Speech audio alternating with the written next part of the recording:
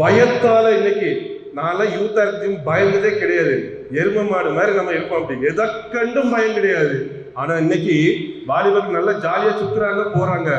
பயந்து இருக்கிற வாலிபர்களை நான் பார்த்து கொண்டிருக்கிறேன் என்று அநேக வாலிபர்களை பார்த்திருக்கிறேன்.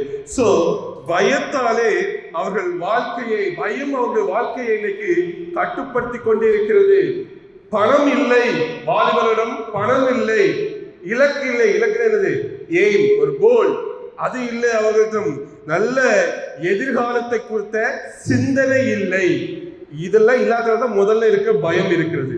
நல்ல பணமும் இருந்து நல்ல எதிர்கால சிந்தனையும் இருந்து அவர்களுக்கு நல்ல ஒரு திசையும் இருக்குன்னா யாரும் பயப்பட மாட்டாங்க.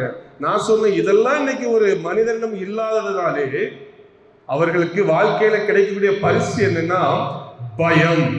இந்த பயத்தினாலே வாழ்ந்து கொண்டிருக்கிறார்கள். நாளைக்கு என் வாழ்க்கை எப்படி, எதிர்காலம் எப்படி, ஐயோ இது நடக்குமா நடக்காதா, மற்றவருடைய வாழ்க்கையை பார்க்கிறோம், சுற்றி இருக்கிற மனிதர்களை பார்க்கிறோம்.